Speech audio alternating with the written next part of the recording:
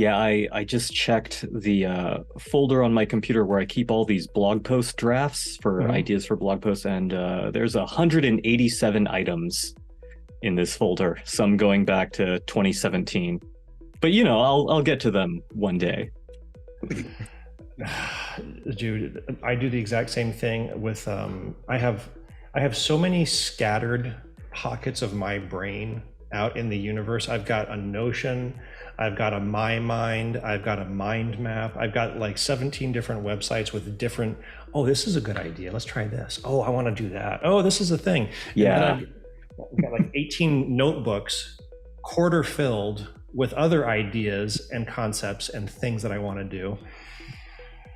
Yeah, the worst feeling in the world is getting that email saying, "Hey, that domain name you registered for that side project is going to expire in a Oh, month." I hate that. It's like, yeah, that was 11 months ago that I had that idea and I was totally gonna do it. And I bought the domain name because if I spend money on this, that will encourage me to follow it up. Yeah, yeah. Dude, I feel seen right now. You're totally like, oh, this is what Chris does. Oh, hey, Andrew's here. And Andrew Brown is the gentleman that I was talking about that we're doing the Terraform bootcamp together in a couple of weeks. Let me ask him if he wants to be on the panel chat.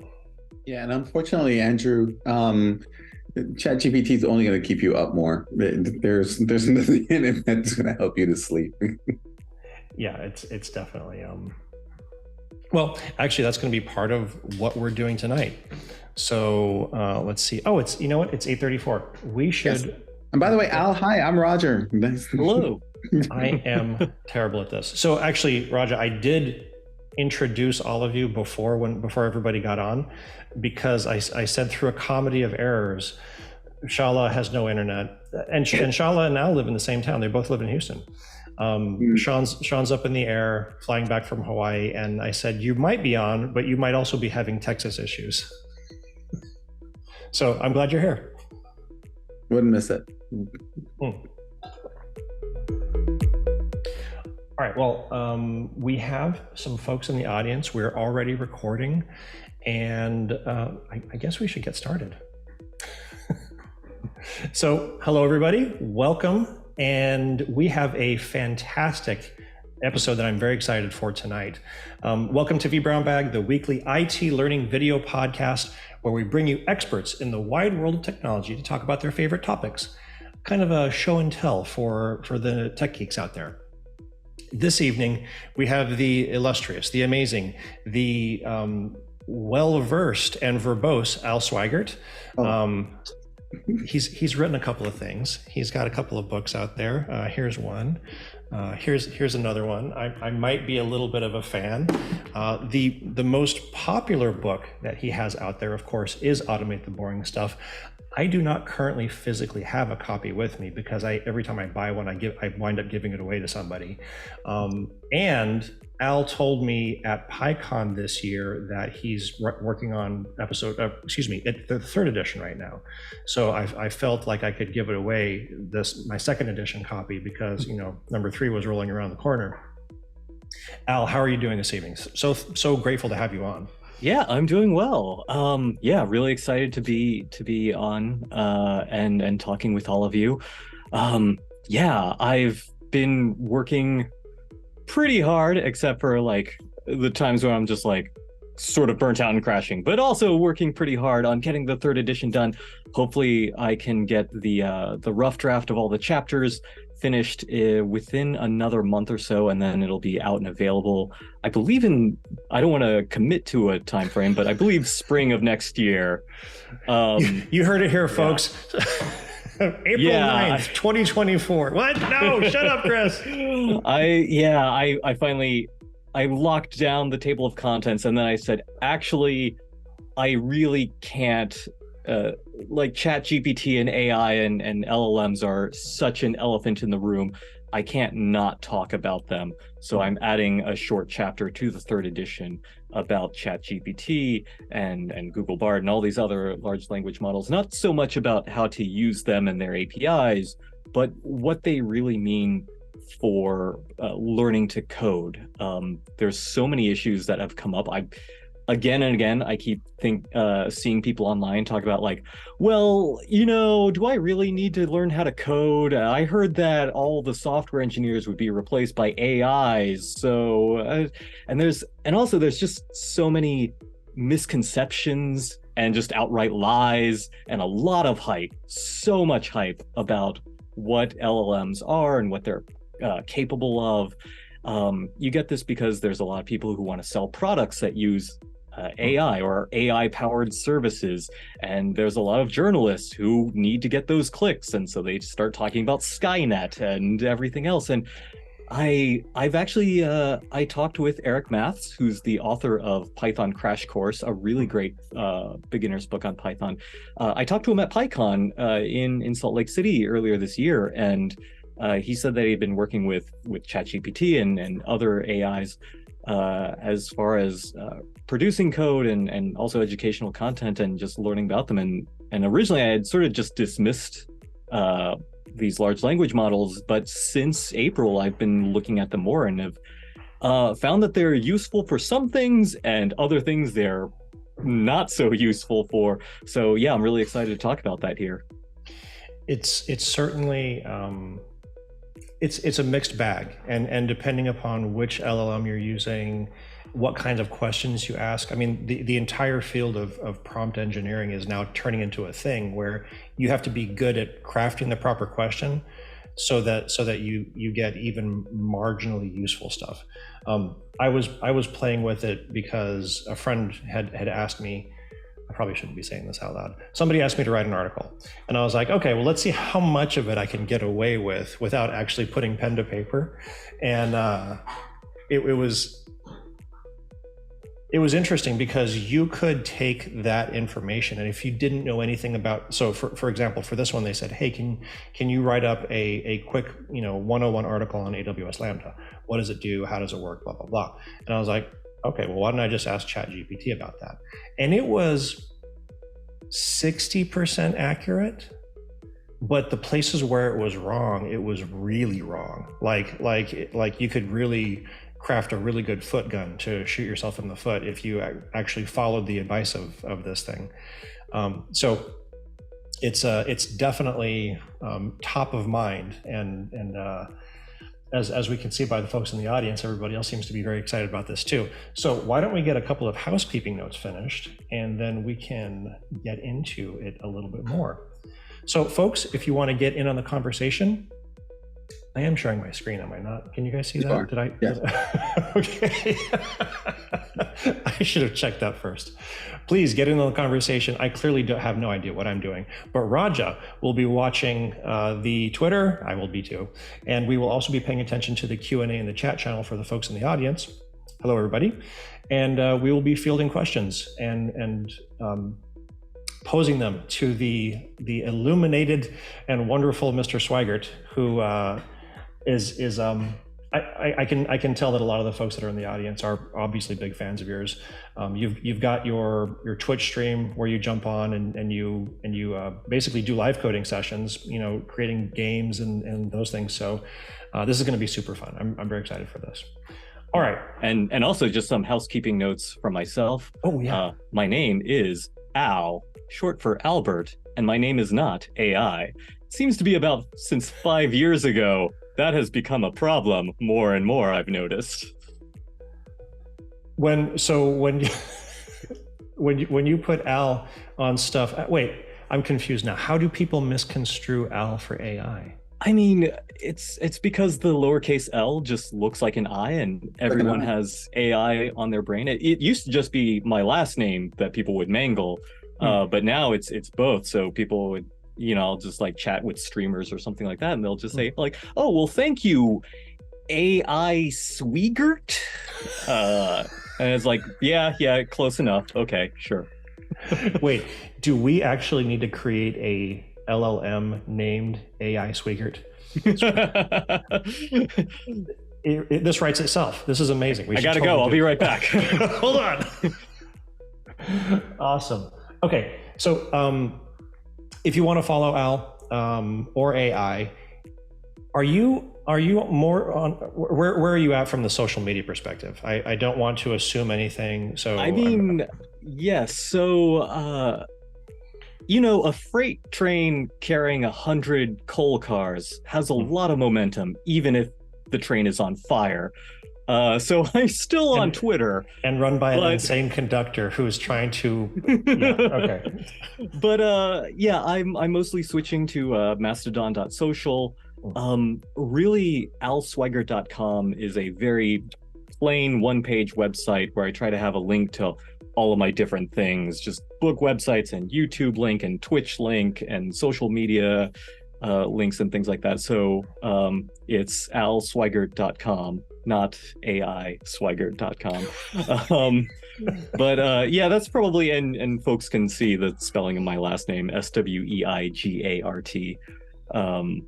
Yeah, that's probably the best way to find me. I'm spending a lot more time on Mastodon. It's one of those things where, you spend months and months and months thinking about switching, and then the actual switching is like 5 minutes, and it's actually a lot simpler than you would imagine. But yeah, that's where folks can find me online. I have fallen down the rabbit hole of just adding Mistwire to everything that pops up. Mastodon, Threads, Blue Sky. I just grab it. I grab it as quickly as possible, make sure nobody else can bogart it. And oh, hi, how are you doing? Beep wants to say hello. Here she goes. Hi, Beep. Oh. I'm actually watching a friend's cat right now as well. So now I have twice as many animals that I have to lock out of my office whenever I'm on Zoom calls. I actually don't have an area that's like exclusive to Chris here, so there's no walls or barriers that prevent Beep or Fozzie or anybody else from coming in around here. So we will just do as we can, won't we? All right, she's laying down here. All right, that's fine. Okay, here we go. All right, let me stop sharing and shut up for a hot second. And do you want to take over the screen share? Oh, as far as me? Yeah. I don't really think I have any information that I really need to screen share. It's mostly just things that I was going to be talking about. Okay. Information about my books and everything is at nostarch.com. No Starch Press has been my publisher basically since the beginning, and all of their books are really high quality. It's been a joy working with them just because it's I'll submit chapters to my editors, and there's tons of red marks coming back all over, and they really do take the time to produce high quality content and things like that. And they're also fine with me having my books available for free under a Creative Commons license as well. So I really enjoy working with them. And it's kind of a problem because I'll check out nostarch.com and I'll see like a bunch of new books coming out, and I'll think like, ooh, I should read that book. But of course, I also have to finish writing all my books. Make one yourself, right? First, yeah. The to read list is growing faster than it's shrinking, unfortunately, or fortunately. Yeah, it's mostly I was just going to talk about just a few things in what I found with just using ChatGPT, both for creating educational content and also just writing software as well. I feel like there's there's a lot of misconceptions, and I think I'd like to just knock those out to begin with. Yeah, so here are the following things that are misconceptions about large language models, and I'll be saying LLMs instead of AI because AI is sort of meaningless at this point. I mean, depending on the point in history, AI either means like chess playing computers, right, or chatbots, or machine learning, and now it refers to large language models, which is sort of the category of that things like ChatGPT and Bard and Llama all fall into right now. You can look at the history of AI, and it's sort of a lot of like excitement and hype and then crashes. This happens so often that there's a term for it that you might be familiar with, AI winter, where actually there have been several AI winters, and it's following this period where there was a lot of excitement about AI, and then it comes crashing down. And this has been happening in the 1960s and the 1970s and the 1980s. It's sort of a constant in the field of AI, because we're all really excited to have this idea that we could finally have computers. It'd be great if we could have automate computers to automate themselves. That would be wonderful. And then we could all just, spend the rest of our lives having drinks on a beach somewhere while the machines do everything for us. It turns out that it's actually a little bit more complicated than that. And, but that doesn't stop the next set of entrepreneurs from hyping their products. So I think, the big thing, some snake oil salesmen as well, kind of. So many snake oil salesmen. Yep, totally. Yeah. So the fascinating thing, though, is that, as far as these large language models, is for all the hype about them, we can all just sign up for accounts at OpenAI, or just go to bar.google.com. Like, we can interact with these LLMs ourselves. It's not just some mystery thing. And with that, at first there's sort of the, wow, this is incredible. It answers all of my questions. It's really wonderful. It's amazing. It's so smart. It knows everything about everything. But really, on closer inspection, that's sort of when the cracks form. Just going into the history of AI, I don't know if people know what Eliza, the chatbot, was. This was a very from our standards, primitive chatbot that was created in the 1960s. Joseph Weizenbaum, I think, is the name of the computer scientist who at MIT who developed it. And so Eliza was this chatbot, and it was programmed in this style of like a Carl Rogers psychotherapist, where it would just basically have these therapy sessions where it asks open-ended questions, sort of like, oh, what do you feel about that? Can you provide an example about that? And it mostly relied on the fact that the people it was talking to were so sort of self-absorbed that they didn't realize how superficial the conversations were. And it could pick up on keywords. So if you said things like, oh, I am feeling sad today, you would type that into the terminal, and it would then reply with, why do you feel sad today? It would just sort of change which pronouns it was using, from like I to you, and therefore, and then just repeat back what you were saying to this. And a lot of people are, we like to talk about ourselves. So a lot of people would say like, oh yeah, you're such a great conversationalist, Eliza. And a lot of people were fooled into thinking like, oh, this is an AI. It responds intelligently. And so the first misconception that I see all the time is, oh, hey, are LLMs conscious? Are they sentient? Do they think like people do? And the answer is no. But then people are like, but are they? And the answer is no. They really aren't. There's very much software. There's one engineer at Google that disagrees with you, but just one. Yes, I remember him and his top hat. Right.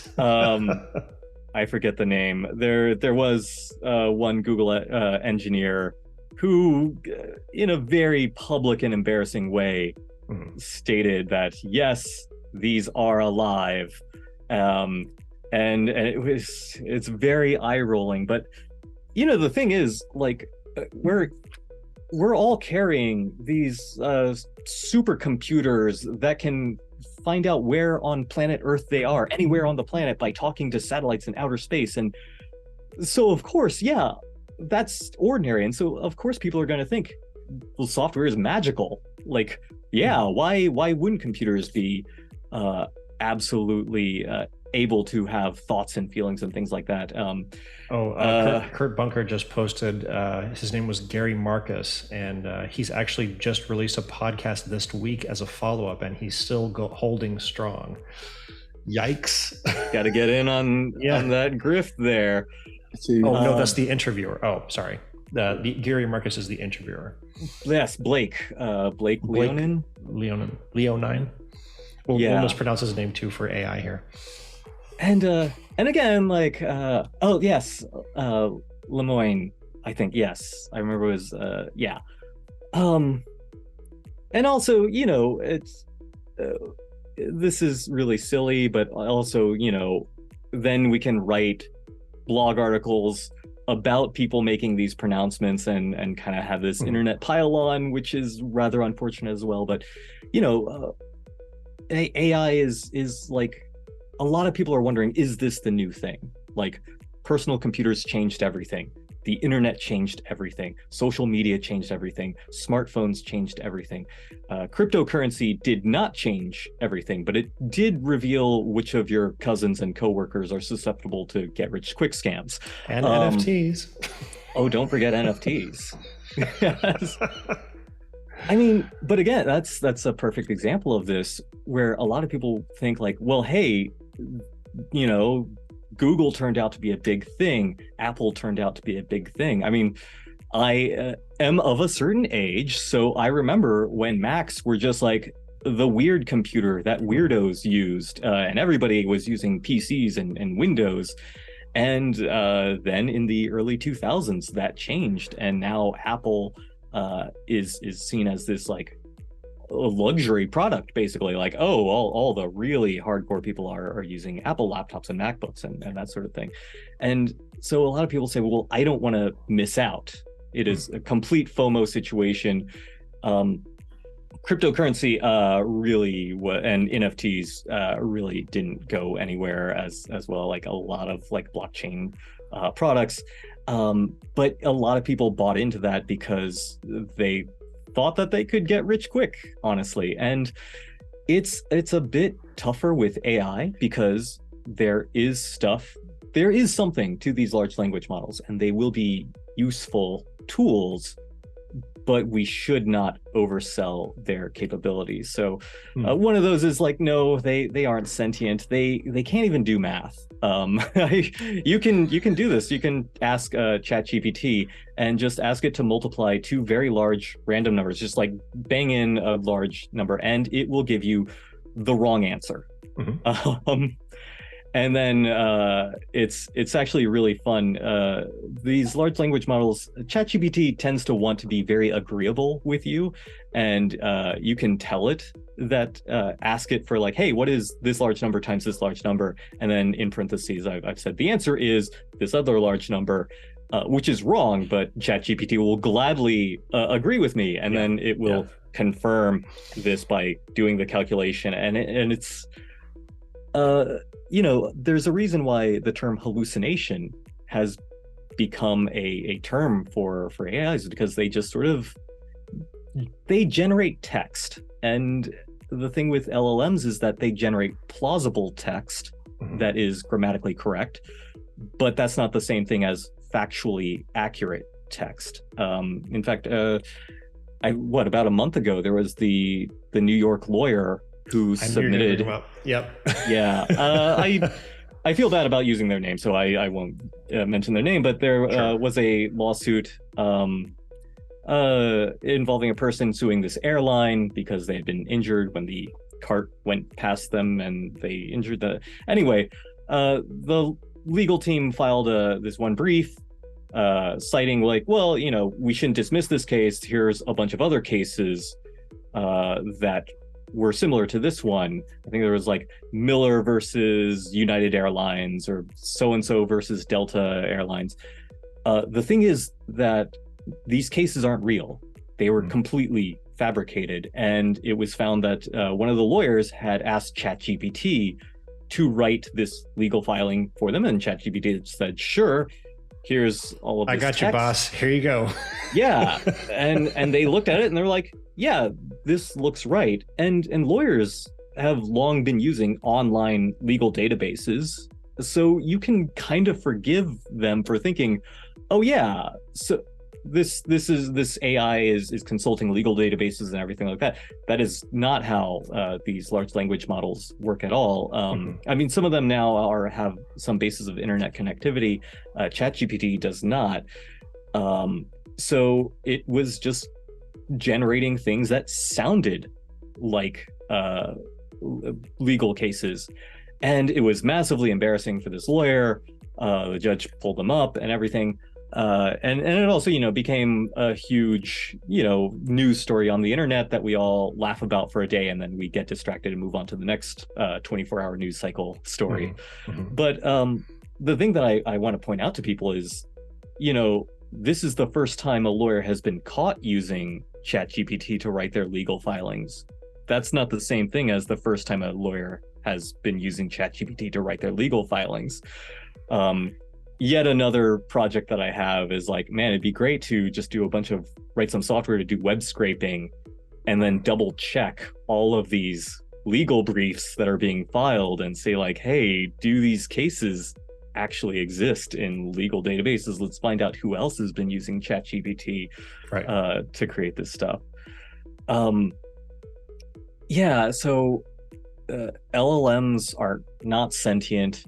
They are not correct a lot of times.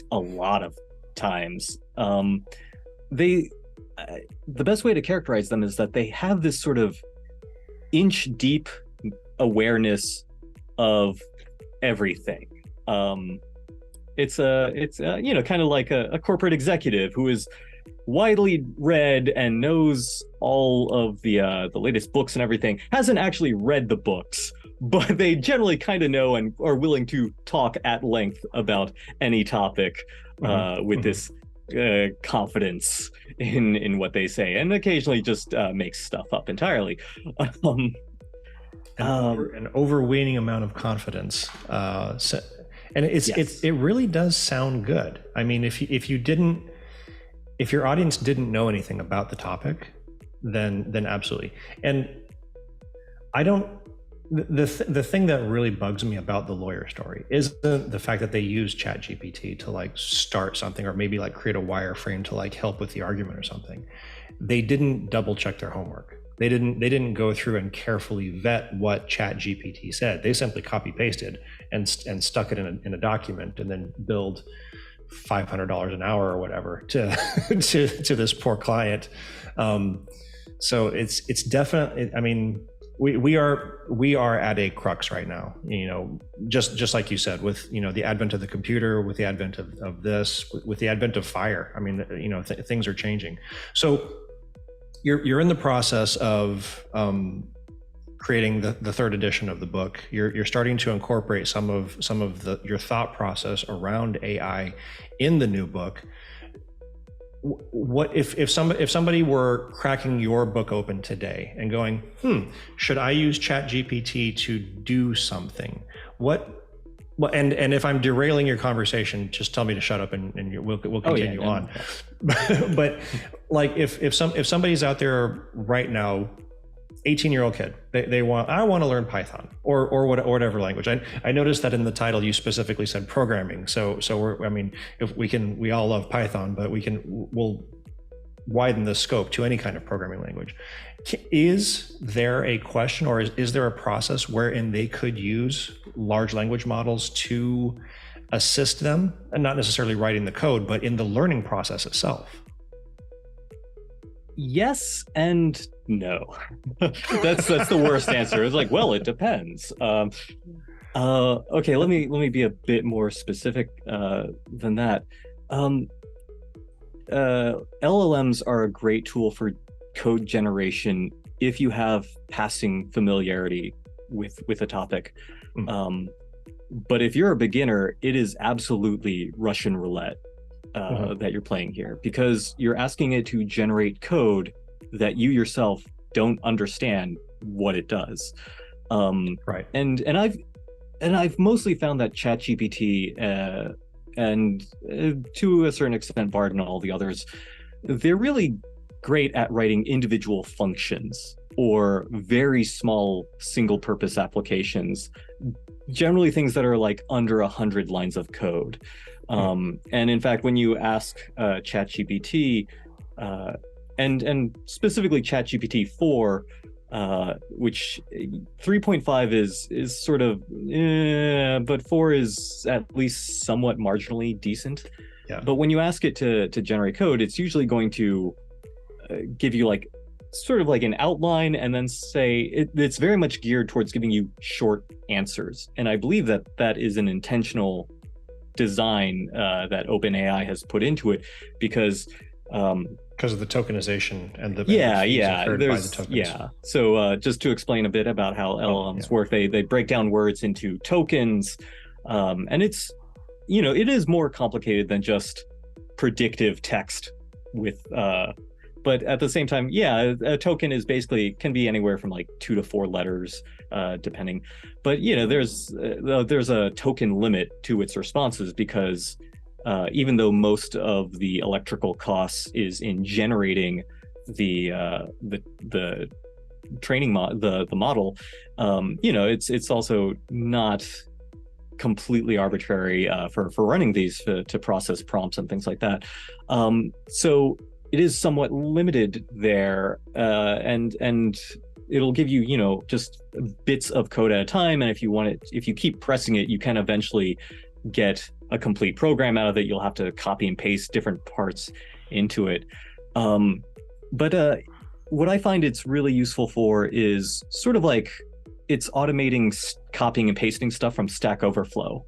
And it's sort of that basic thing. You can't just learn to program from Stack Overflow. You have to have some baseline of knowledge to be able to understand what kinds of questions you can ask, what questions make sense to ask, and also how to make sense of the answers right there.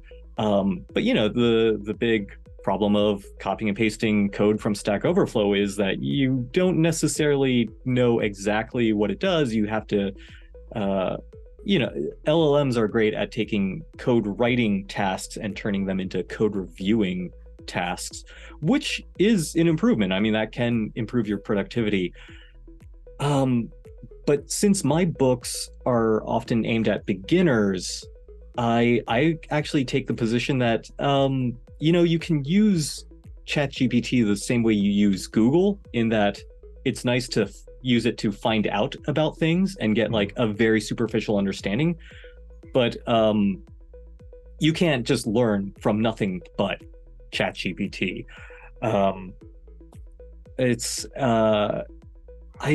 I remember.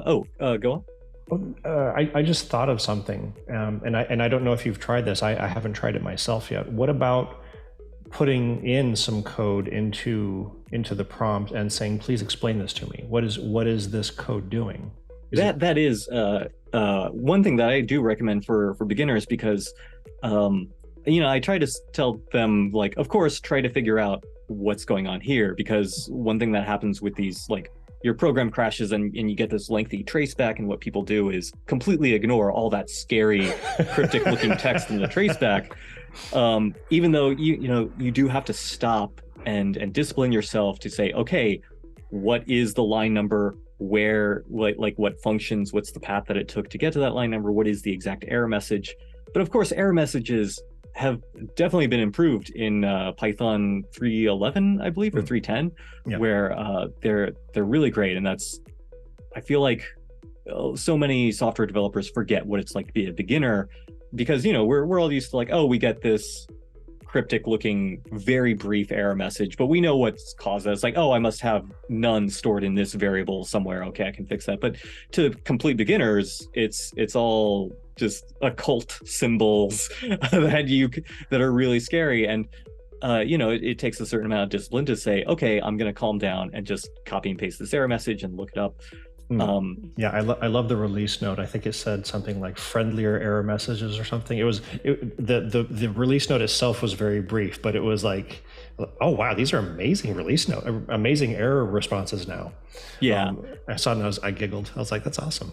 Yeah, but I mean, yeah, and it's great to just be able to copy and paste these errors, or copy and paste your source code into ChatGPT and say, hey, what's the matter with this? But it's sort of like, it's a very bad habit that I have, and I'm sure lots of people have. I just get into my car and I don't even really know where I'm going. I just rely on the fact that my phone and the map app will give me directions to where I'm going. And if my battery died halfway through, I would just have to go home because I don't really plan out my trips and thinking like, okay, I need to take this highway to this highway and remember this exit and then take these other trips. Like I kind of vaguely know where I'm going and I just sort of rely on the app to guide me there. The same thing, you can get into the habit of just relying on ChatGPT to answer your question about, hey, what's wrong with this program?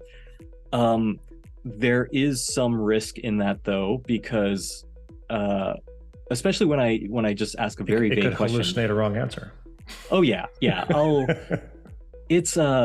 hallucinate wrong answers, but mostly it'll just offer you a lot of irrelevant stuff. It'll like give you like style suggestions or say like, oh, this is like the code in Automate the Boring Stuff with Python isn't always what professional software developers the way that they would write code, because I put the code in a way that is purposefully simple so that it's easy for beginners to understand. Like I'll use global variables and people have this sort of almost like religious indoctrination of like, oh, you should never use any global variables ever. And it's like, well, you know, global variables can add to the complexity of a program, but like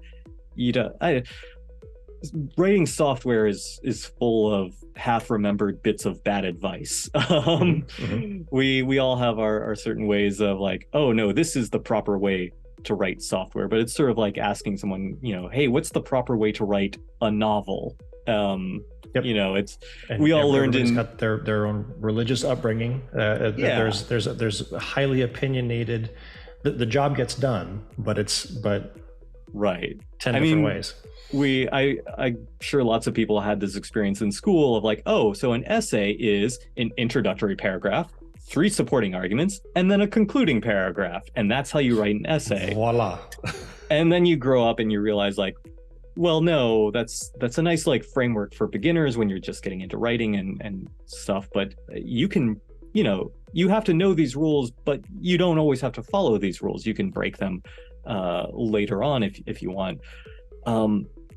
So ChatGPT, I wrote a blog post about this. So this is at inventwithpython.com/blog. I believe the most recent entry is I just copied and pasted the entire text to one of my more recent books, The Recursive Book of Recursion, which covers recursion and recursive algorithms.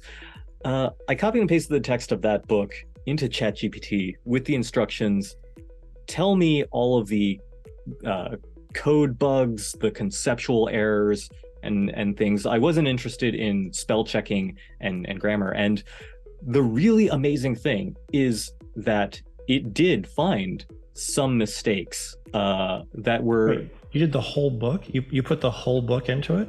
Yeah. You have to... I think you can get about like... I had copied and pasted from like the ebook to a text editor, and I think you can get about like 12 or 13,000 characters to fit underneath the token limit. I'm pretty sure the token limit is like 10,000 tokens, which is about like 12 to 15,000 characters maybe. Okay. And then I would just basically have to copy and paste, do that for the entire book over and over again. And the website limits you so that you can't just have several tabs open. I would like very much automate this otherwise that way. But yeah, it was like a lot of work going through the output and everything. I believe it was like about 180 something bits of feedback that it gave me. So of these 180 bits of feedback, I found about like 25% of them were just wrong, like factually wrong. And if I 25%, that's actually better than what I've run into. So that's not. Yeah, it's things where, it's saying black is white, or, things that are absolutely incorrect. It's not a matter of opinion. And then I think like another like 60% of them were just advice that was kind of irrelevant. It was like, hey, you could reword this way. And I would think like, yeah, I could, but that's basically the same way that I've worded it already. So I thought like, okay, this isn't really all that helpful. But about 10% of them were these errors that had gotten past me, gotten past the editors and the technical reviewer.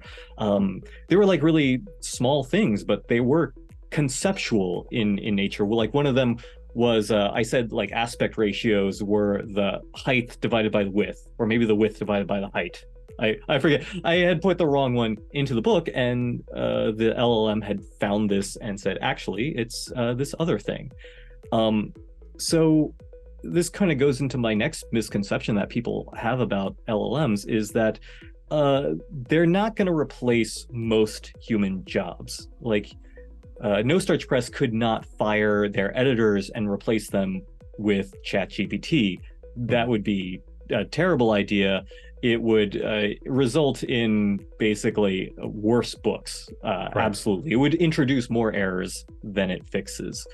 And it wouldn't even necessarily make the current editors and reviewers faster, because if anything, now you just have this additional step of copying and pasting all the text into ChatGPT and looking at its output. But it will, like, it's a nice additional thing to add to the book editing process of like, okay, we've done this and we've gone through this and we've had like technical review and copy editing and layout and all these other things, but let's add this, hey, let's run this by the LLM and see what it finds afterwards. So it will slightly slow down the process because it's adding more work, but it will improve the quality by like that last, final like 5%, which is actually really amazing. And this is a great tool for that. Yeah, I mean, 5 to 10%. I mean, you said 10%, so 5 to 10% would be a significant. I mean, that's a lot of errata fixes. Yeah, instead of having to go back and do them. Before you publish. And the fact that you can do this all, like, you can review an entire book in one day. It was a very tedious process because, as I said, most of it was irrelevant. And some of it was wrong. And sometimes it was wrong in a big way that was really obvious. And other times it was wrong in a very minute way. More recently, I've been looking at these data serialization formats, stuff like XML and JSON and YAML and TOML, and I want to compare all of them. Mm-hmm. And I thought, like, okay, hi, I'll just have the LLM. I'll ask it for like a summary of like, compare and contrast TOML and Python syntax. And, it gave me a nice list, and that was really nice. And then I saw that, it actually says that in, I think it was like, YAML has a null keyword. Or no, I think it was like TOML has a null keyword, and TOML syntax does not have a null keyword. If you put that in there, it is wrong. Or it also said like, TOML's Boolean keywords, true and false, have a capital T and capital F, just like Python. And that is not true, I believe. Or was YAML, again, like, these are all very tiny things that are easy to get mixed up, but you really cannot trust anything, big or small, that the LLM tells you to be true. It all requires its own verification. Yeah, now you have to know. You have to be an expert, not an expert, right, but you have to. Yeah, you can't be an absolute trust but verify. Yeah, you can't be an absolute beginner, but the thing is, if you're an absolute beginner, you're going to be trusting this authority, whether it's a book that you're reading or this other person instructing you. We're really not used to the idea that our teachers are completely fallible. I mean, looking back to my childhood, it's like, no, I was right sometimes as a kid, and my teachers didn't know what they were talking about. But for the most part, we trust them to be true, and so we extend that to these LLMs, especially because the tech companies behind them, it is very much a marketing reason that the output, the text that they generate, is written in an anthropomorphized way that makes it look like, we say, oh, well, ChatGPT said this, but, we don't really say that about like, oh, well, Microsoft Excel said this information. It's like but it's something that these AI companies very much want to push, is this idea that like, oh no, they're thinking and they're intelligent just like humans are, and because that really blows up the what our idea about the capabilities of large language models are. And then we ask it for like a simple multiplication question, and it completely throws that out. So you're saying, Al, that it's basically a misconception, right? It's basically a misconception by the large companies, right? Because they're basically trying to sell us the idea that, hey, this is going to replace a human at some point because it is getting to be more aware, or it's getting more Yeah. information, pulling all this information in. So uh, is is that kind of what you're alluding to, right? Oh yes, yeah. I mean, there was I don't have the title of this blog post, but I remember seeing a blog post that showed like, okay, here's some output from ChatGPT, but here if we reworded it so that it wasn't in an anthropomorphized way, it was just sort of presenting information. It Mhm. reads much more like a Wikipedia entry. We don't think of Wikipedia as intelligent or sentient or conscious or something like that. It's like, oh yeah, this is just a website and anyone can, that's the thing that's been hounding Wikipedia since its inception, is like, well, anyone can edit this. But the one thing that I will credit to Wikipedia is it is mostly accurate and it does cite its sources. I had a very interesting experience with ChatGPT the other day where I asked it, like, hey, what is David Bowie's birthday? And it responded with the correct birthday. But then I pressed it a little bit further and I said, like, what's your source for this information? And it just said, oh, this is a well-known fact that is widely available in many biographies and public records and everything. And so I pushed it a little bit further and said, like, name some of these biographies or something like that. And it was like, sure. And it just named this one, I think it was like David Bowie, A Life by so-and-so and everything like that. And I pushed it even further than that and saying like, well, where in this book does it say that David Bowie's birthday is such and such? And it actually said, well, it doesn't know exactly, but it would be like obviously this information would be in that biography. And I said, like, hey, list the chapters of this book. Like, does this AI actually know the chat? Has it read the book basically, or is it just like, a person who's like, oh, Infinite Jest is such a marvelous novel and such a masterful thing, and they actually haven't read the book. And eventually I just asked, like, do you actually know that this fact is in this book, or are you just assuming it? And eventually ChatGPT does say like, oh yes, I'm just assuming that it would be in this.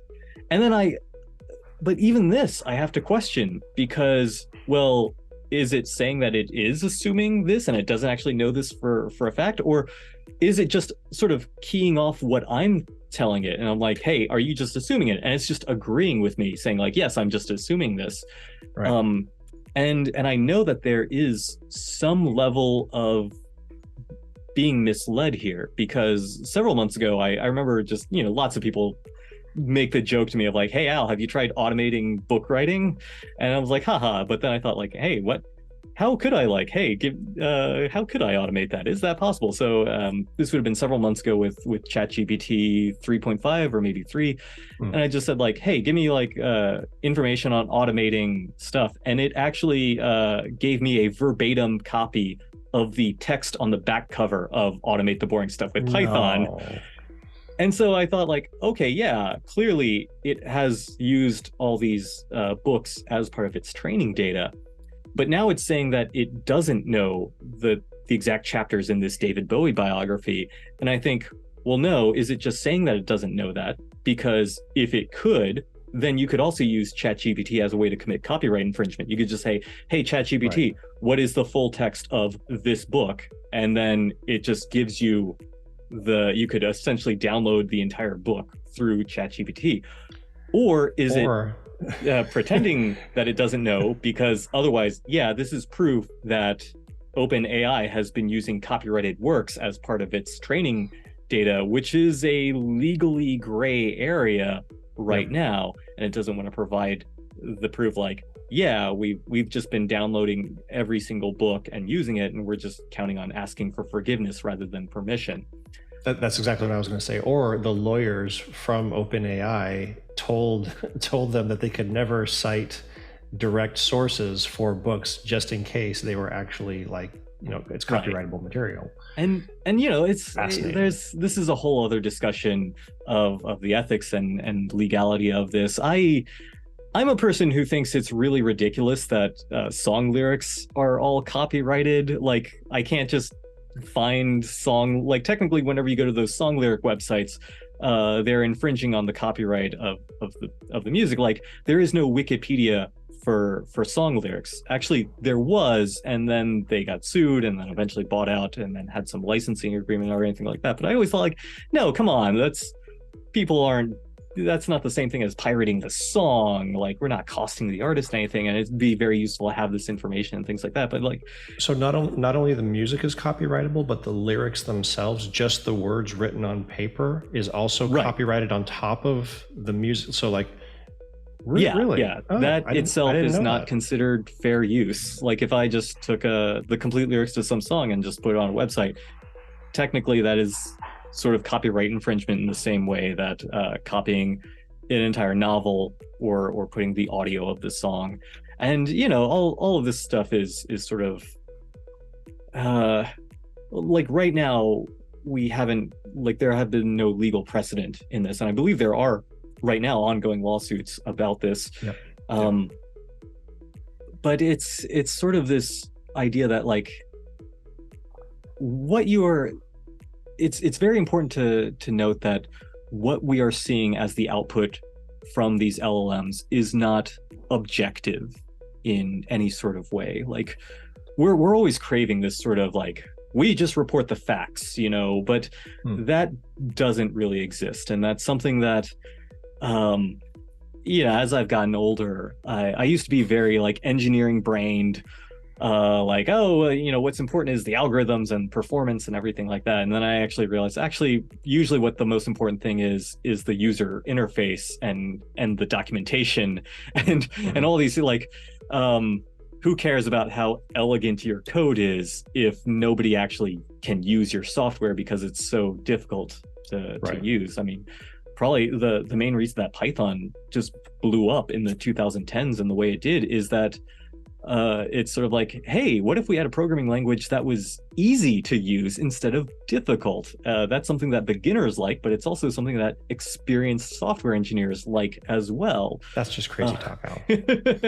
I mean, what, you don't want to have, like, hashtag include angle bracket standard io.h angle bracket and, like, it turns out void and never mind, sorry. Yeah, like, as the Zen of Python says, readability counts. And when I was younger and I was much more like kind of like engineer brained is I guess a good way of putting it. Is like, no, let's just work on the math and everything like that. But no, we have to look at our tools in a social context and realize that things, actually, what we think of as objective is really just our own opinion. I mean, everything that I'm saying right now, people might listen to me because I'm Al Sweigart, author of Automate the Boring Stuff with Python and everything like that. But again, I do research and look into things, and I experiment, and I try to be accurate when I give my views on things, which is the more I look into AI, the more I realize there's a lot of stuff that is absolutely just hype about it. But I also want to give people, like, a more realistic view of what these large language models are capable of and how you can use them as a way to learn how to code. Well, what was the original question we were talking about? I've been ranting for quite a while now. Well, I think it was. I'm sorry. Go ahead, Roger. No, I was going to say, it's okay, Al. I mean, it's some really good information, really good insights. And I actually only had one curious question that may just kind of piggyback on some of the stuff you were talking about. You mentioned GPT 3.5 before, but obviously you've got GPT-4 now, right? And everyone's talking about how it's been degraded since, you went from 3.5 to 4. So do you think that may have some profound effect on anyone's view on LLMs going forward? I mean, so many opinions in tech are, everybody has one. I mean, we see this all the time with, like, oh, I heard that Python was slow. Oh, you use Python? I heard Python was slow, and of course this was something that even in like the 1990s, that was the same thing that Java had. It's like, oh, I heard that Java was slow, and Mm-hmm. the idea, well, yes, the the JVM bytecode and the interpreters for that, like they were slow, but the whole Java is slow meme persisted far after that stopped being true. And the whole idea of like Python is slow is like yes and no, and it requires a lot more discussion and everything like that. But the soundbite that people remember is Python is slow. And the soundbite that is now making the rounds right now is, oh, ChatGPT isn't as good as it once was, which is like a very hipster thing to think of. Like, oh, I remember back when ChatGPT was good and it was blah blah. In my experience, if you just want my honest opinion, I've been, playing around with it since April. It is now August of 2023. I haven't noticed any real significant difference. When I compare the output as far as code generation for 3.5 and 4 is obviously better. I mean, better is a relative term, of course. I've been using it, especially as far as things that aren't very well documented. Like I'm working on PyAutoGUI, which is a module that lets your Python scripts control the mouse and keyboard and do GUI automation.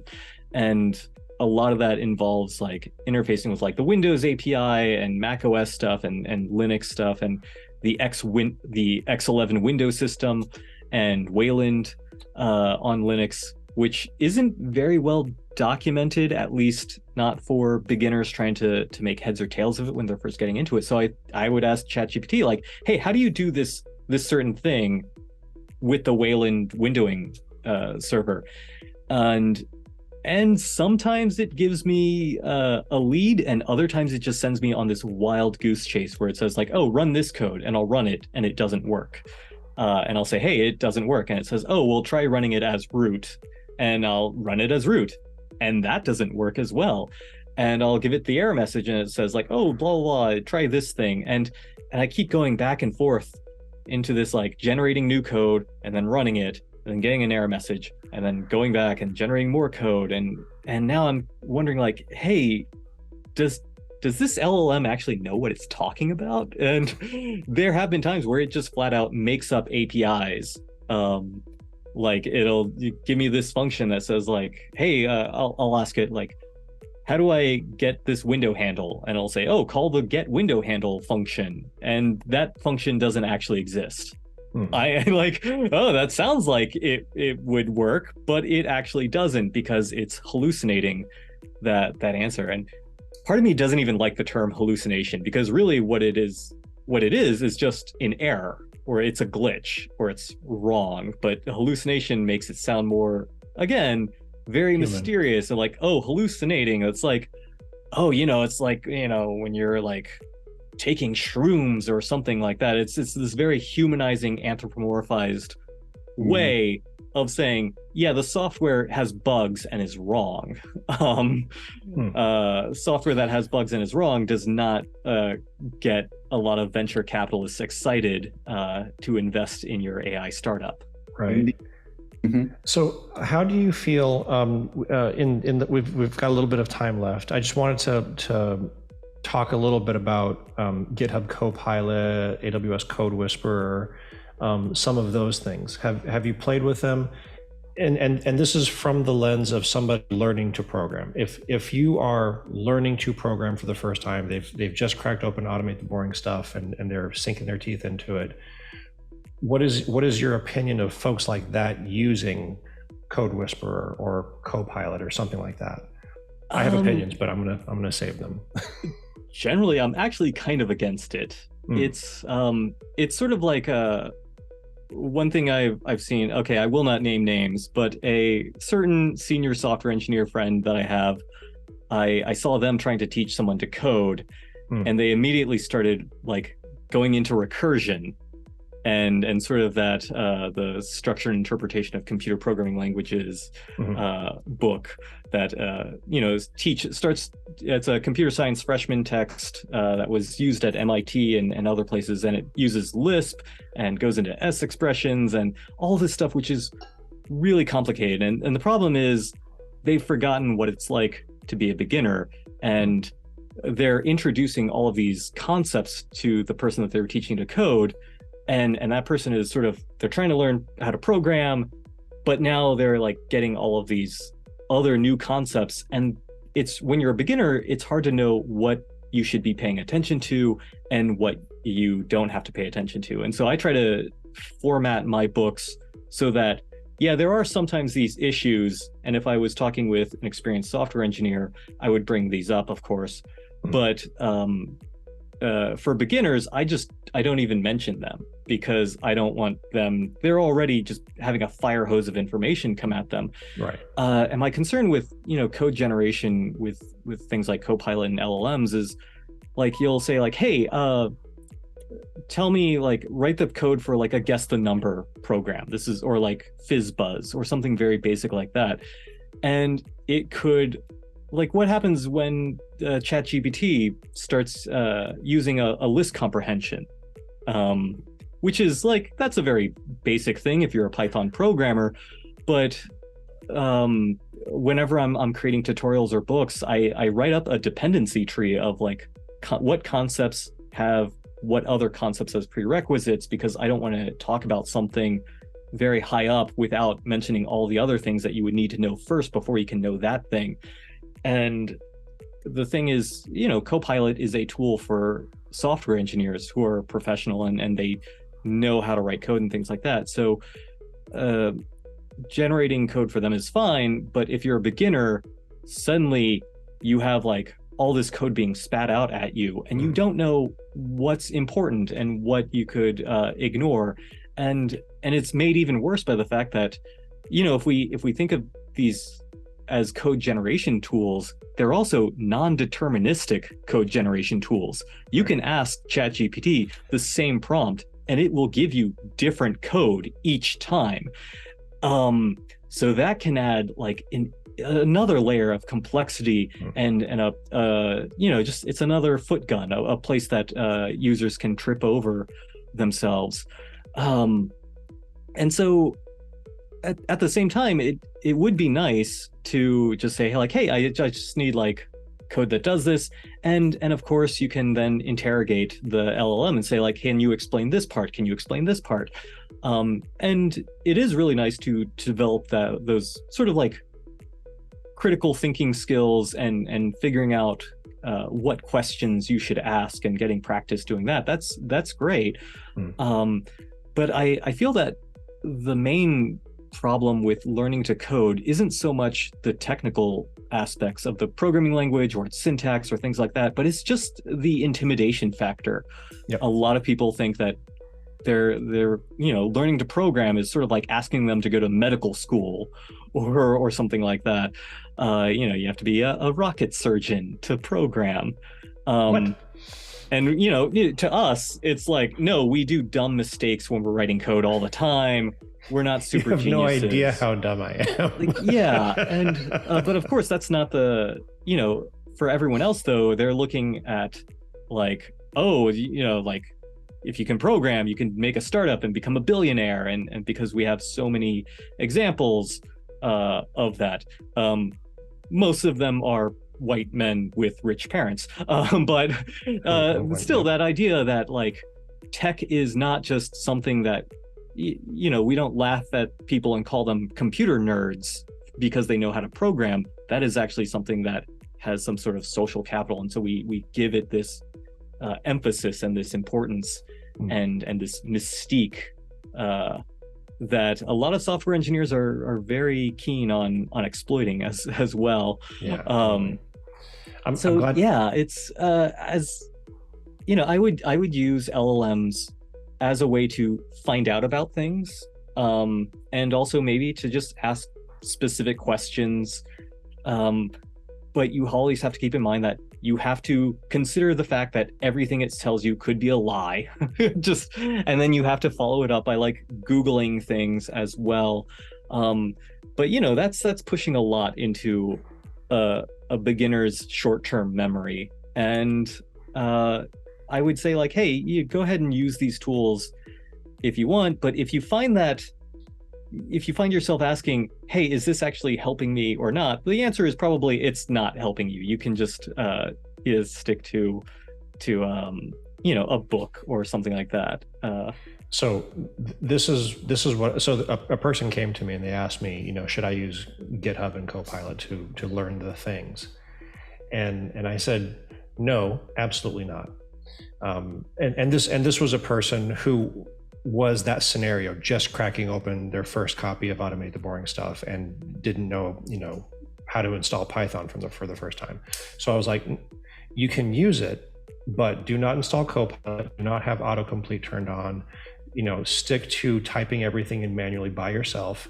Once you, and you can use an LLM as a pair programmer. You can have it in a separate window that's not injecting stuff in there, and you can say, hey, I'm trying to do, don't ask it to write code for you, and don't then subsequently copy paste, but say, I'm trying to do this, and this piece here is hanging up. Use it as your rubber ducky, but do not use it as your source of truth. Use it as the thing that you're trying to explain to, and then if it comes back, it might be wrong. But don't ever ask it to like give you code to then copy paste in there, because then you're gonna just shoot yourself in the foot. Yeah, one bit of advice that I tell people is don't copy and paste code, because, and I'm not quite sure if this might just be something sentimental about me, but there is something about slowing yourself down and typing out the code yourself that forces you to pay attention to what you're doing. Like it's sort of like, watching videos or like I'm reading a book, but I'm not paying attention to what I'm reading and my eyes are just scanning the lines. And then I get to the bottom of the page and I realize I haven't been paying attention to anything. And you go back up. When you copy and paste code, you're doing the exact same thing. It's like, oh yeah, here's the code. Yeah, I know. Just copy and paste it. And then you're not actually taking the time to force yourself to look at everything, which is something that you're more likely to do if you're copying it by hand. Even if it's like you have the window open and then you're typing into another window, that's still, I would say, much more preferable than just copying and pasting from one to the other. Totally. And really quick, there is a question now in the audience that came from Adekunde, and I'm sorry, I hope I pronounced your name correctly. But it says, do you think that using LLMs to generate codes and scripts makes one lazy? And I was just about to type in a response that I don't think it's technically going to make you lazy, but I think if you don't really understand the basics, and again, you were alluding to this, if you don't understand the basics, then really all you're doing is just trying to take a shortcut, right? You're not really learning as you should, which is, hey, type it, make a mistake, go back, correct, type it, go back, okay, success, move on to the next item. Yeah, and this is kind of like an eternal thing with learning to program, is at what is the correct level of abstraction? Because on the one hand, you don't want people to be lazy and just relying on these highly abstract tools. But on the other hand, I've met people who say like, well, what people should really do is learn to program in C, because that teaches you so much more, and Python is so abstract and you're not really learning to code. And or you could take that even further. It's like, no, everyone needs to be, assembling their own 8-bit adders out of wire and soldering irons and stuff. And then it really does help. KCD on that. Yeah, exactly. Like at a certain point, we're just like holding magnetized needles above hard drive platters to put individual ones and zeros, and that's real programming.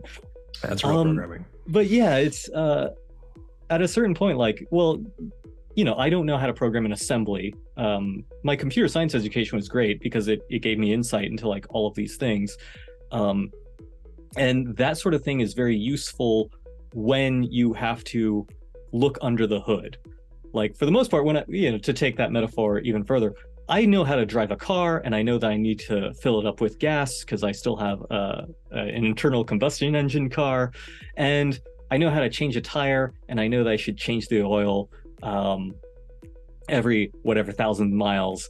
I I don't know how to fix a car though. Like everything that happens underneath the hood, I vaguely know, like, oh yes, pistons, spark plug, combustion, here's the radiator, blah, blah, blah. But like I don't actually know how to fix a car.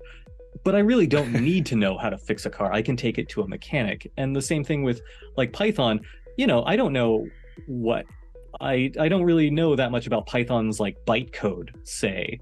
I'm not like a core contributor. I don't know how the C Python implementation works, and really nobody does. I mean, I'm using this laptop, and I don't know.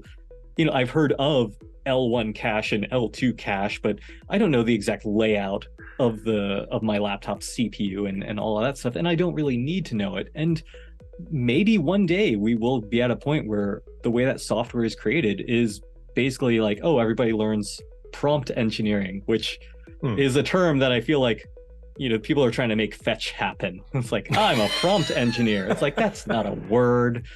But maybe it will be in the future, because we just become accustomed to like, oh, this is how we develop software, is by using large language models. I'm very skeptical of this, actually. But also, Al it's Sweigart hard made a to... Mean Girls reference, and I was here for it. I'm so happy about this. I am. Mean Girls came out like 2 decades ago. Let's not think about that. It was during my movie watching years, so I'm a little. Okay, all right. We are massively over time. I super love this, and I could do this all night long, but we do have to put a pin in this for the old fogies that need to go to bed. Al, any last thoughts about learning to program in an age of ChatGPT that you want to impart for the audience? You absolutely should learn how to program. Whether if you just want to be like a hobbyist or you're an office worker who'd like to write little scripts, it is still worth it to learn how to program. You learn a whole bunch of other technical skills that are adjacent to other things. Like you can learn like regular expressions. A lot of word processors actually have ways where you can look for patterns of text using regular expressions, and that's something you learn how to program. Or if you just learn how like relational databases work and writing queries in SQL, that's something that you might learn as part of learning to program, and that could also help you in other places as well. And it's a skill that like you could learn plumbing or like how to fix your car or something like that. Computers are at that point where like we take them for granted, as well as like having cars and indoor plumbing. And so learning this as a skill makes you a richer person and a more capable person. And that's something that LLMs are not going to alleviate the need for. So it is still absolutely worth learning how to program. And yes, you are smart enough to learn how to program. It doesn't matter if you're not that good at math. It doesn't matter if you are over the age of, I think people are considering that they have to start learning to program when they're like 2 or something like that. But like, no, you can learn how to program. It is, it's just it's a fun skill, and it comes in handy, even if you don't want to become a .com billionaire. No comment. All right. I started learning to program like for real when I was 45. So it's definitely never too late. I've helped and mentored folks that started when they were in their 50s and 60s. It's absolutely resonates with a lot of us. Thank you, Al. I appreciate that. No, thank you. All right, folks. Thank you for coming on and posing some wonderful questions for us. We super appreciate all y'all coming. Al, always a pleasure having you on the show. Thank you so much for all of the good that you've put into this world through your books, through your efforts and your live Twitch streams, just chatting with folks and helping them learn how to go through the thought process. I enjoy your show because you're in there showing people how it's really done. It's not just like this pretty start, okay, all this code comes down and then you're done. You're in there just screwing up over and over again, typos and all the things that always happens that the 15-minute cutesy little video doesn't show. We look really slick when we curate and edit all the things, but when you do it live with all the bumps and bruises, I super appreciate that. Yeah, thank you for having me on. This has been really great. It's always great to talk with you. It's great being able to speak with people and hear their questions as well. Cool. Roger? Thank you. I learned tonight, so I appreciate it very much. All right, and look, you're getting props from everyone in the chat too. So again, some great links as well that we're going to pass on to everybody. So with that, have a good night. Cool. Everybody have a wonderful evening, and we'll see you again next week, where we are actually going to have an AI data ethicist come on and talk about why you shouldn't be afraid of Skynet. Her name is Ayodele Odubela, wonderful human being, crazy smart. And so that's what we're going to do next week. We'll see y'all then. Have a great one.